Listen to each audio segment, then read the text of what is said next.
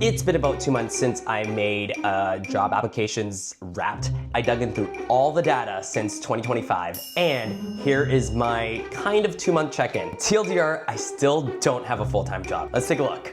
Since my last update, I've applied to 49 other jobs since New Year, and that's actually really fast paced. Since that technically means I spend less than a day on an application now. My conversion rate is a little bit higher in terms of anything that gets past the first initial screening stage. Over 90% of the jobs I applied for are based in Canada, while only 6% are based in the US. What's more surprising though, is that majority of the jobs I'm applying to are from Ontario. I live in British Columbia, so it's interesting because I feel like I low-key want to move out, but second place comes with BC at 33%. What's even more surprising is the type of jobs I've been applying to. So last time I used the keywords marketing, social media, sales, content, and digital. And there's an overwhelming majority now that follow a bit more of my expertise, which is social media and content. 38% of the jobs I've applied since the new year having the title social media in it, and just a bit over 24% of the jobs I applied to with the word content in it. So with all that being said, I do have some very interesting insights. Number one, there's a much bigger weight on my expertise. So social media content,